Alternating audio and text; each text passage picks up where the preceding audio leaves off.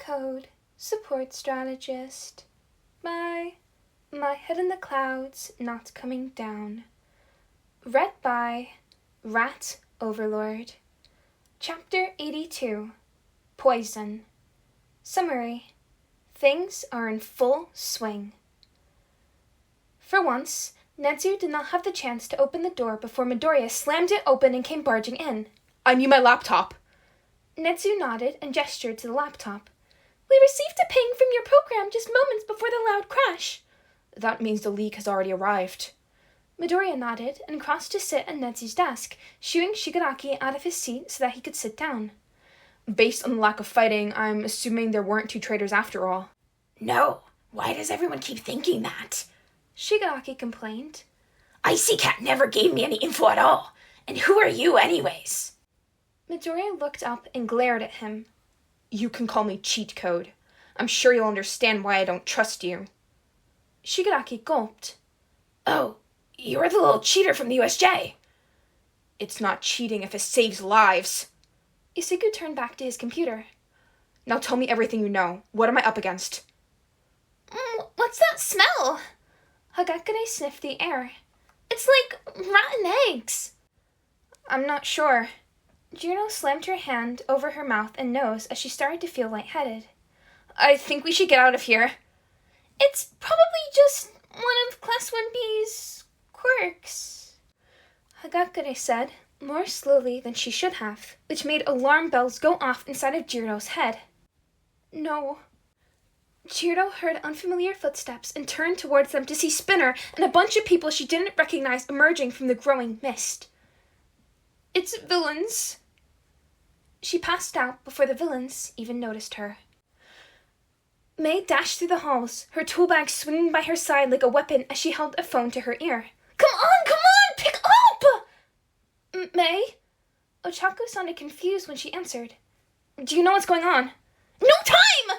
May snapped quickly. Extra Credit Kun's been kidnapped! Go get him!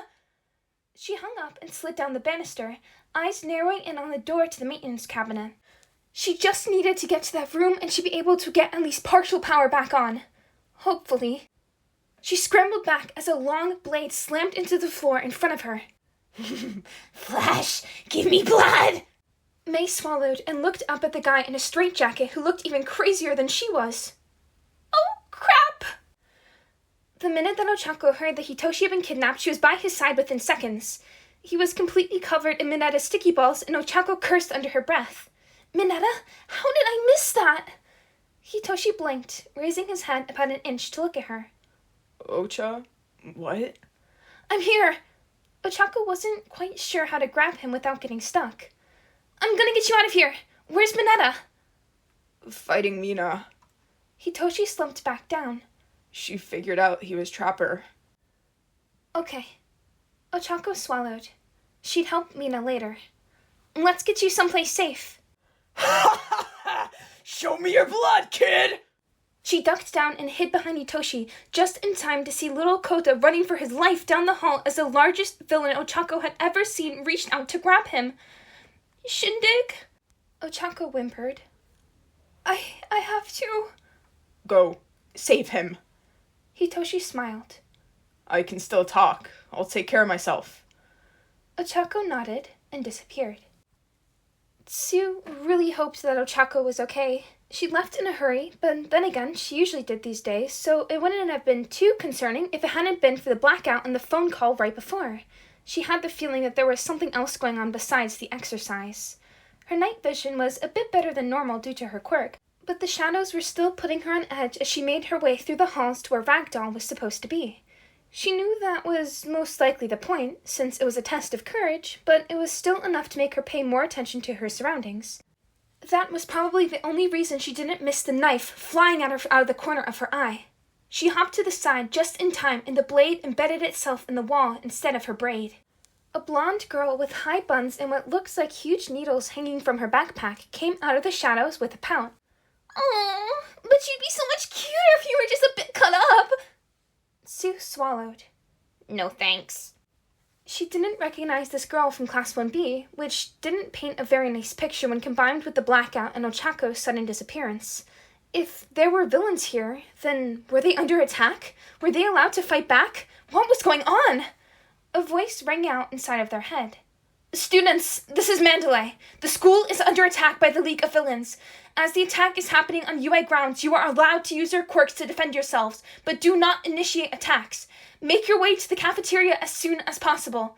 Stay safe. Mandalay then started listing the attackers and their quirks as quickly as she could. Sue gulped as Toga started to circle her, a hungry look on her face. Okay, so those needles must be so that she can gather blood and turn into other people. First priority was to keep Toga from getting her blood, then get away and meet up with the rest of the students. She shifted into a fighting stance, which made Toga smile. Are you ready to bleed now? You kind of spaced out for a minute and that's no fun. I want you to feel it when I stab you. That way you can enjoy it too. Another knife came flying at her and Sue hopped out of the way. I think we enjoy different things, Kettle. Toga scowled and this time she threw her needles. She was fast, and it was all Sue could do to dodge until, out of nowhere, Toga yelped and stumbled as if she'd taken a hit from behind. Sue felt a hand on her shoulder and whirled around to see a floating head that she thought she recognized as a girl from 1B. Sorry for scaring ya, the girl's head said. I'm Setsuna. I'm in the other class. Komodo has a plan, but we need to get that girl's gas mask. Sue nodded and flexed her tongue. I can do that. Students, this is Mandalay. The school is under attack by the League of Villains. As the attack is happening on UA grounds, you are allowed to use your quirks to defend yourselves, but do not initiate attacks. Make your way to the cafeteria as soon as possible. The villains' quirks are as follows. Dobby, cremation. Spinner, lizard traits and blood-based paralysis. Toga, blood-based appearance changes. Mustard, poison gas. Magne, magnetism. Mr. Compress, compression. Trapper, aka Mineta Minora. Sticky hair. Stay safe. May bolted to the nearest tunnel entrance and quickly solved the puzzle to get inside before slamming the door behind her. The knife slammed through the wall, but that psycho couldn't get to her if he didn't know where she was, so she moved quietly as she made her way back to the labs. She really hoped that the time she'd waste would be worth it, but there was no way she'd be able to do this without her babies. She dropped down into the lab and grabbed a variety of her projects, both the successes and the failures. The successes would do what they're supposed to do, and the failures would blow up, so it was a win-win. She ran back to the basement as fast as she could through the tunnels, exiting to the view of the straitjacket guy still attacking the wall where she disappeared. He'd almost completely ripped it open by this point, and May got a determined look as she launched a stink bomb into the air. Look alive! The guy turned towards her like some sort of eldritch entity, but soon enough reared back as the stench of the stink bomb filled the hallway. May covered her mouth and nose and hoped this actually worked. She tried to channel her inner Isakun, and she'd seen that this guy was wearing a blindfold, which meant that he wasn't finding her by sight, which meant that it was either smell or sound, but he hadn't been able to find her in the tunnels, and if he had enhanced hearing, then she'd be a shish kebab right now. That left that he was probably smelling for her blood or something creepy like that, and that was easily countered by stink bomb. She smiled as her opponent became disoriented, and she realized that she'd been right. Isakun would be so proud. She grabbed one of her failed babies that was supposed to be an early version of her jetpack and turned it on before launching it at the guy's head. It exploded about a second earlier than she'd hoped, but it was still enough to force him back. She ran for the maintenance room door, only to find her pathway being blocked by knives. Again. This was getting old. Blood. Flesh. What a mad banquet of darkness. May felt hands grab her, and she yelped as she was carried around the corner by one of the hero students with a full 6 arms. Are you hurt? You're one of the support students, right? We need to run. No! We need to get the power back on! May pushed the student, Shoji, if she remembered right, away. And to do that, I need to get into that stupid room! Shoji blinked for a moment and nodded. All right. Then Tokoyami and I will help you. Stay behind us. He raised his arms into a shield and pulled himself up to his full height. May got ready to run. They were running out of time. It took longer than he preferred to figure out where the hell Mustard was and lure Mina into an affected area. He had his gas mask, obviously, so he wasn't affected, but the stupid pink idiot could hold her breath for an infuriatingly long time. At least she was out of the way now, But Mineta was definitely not in a good mood as he finally hurried back to where he'd left Shinso. Sending that text as a threat to cheat code hadn't seemed like a risk at the time, but then again, he hadn't been planning on running into one of his classmates. He breathed a sigh of relief when Shinso was still there, stuck to the floor exactly where he'd left him. He hadn't even woken up yet.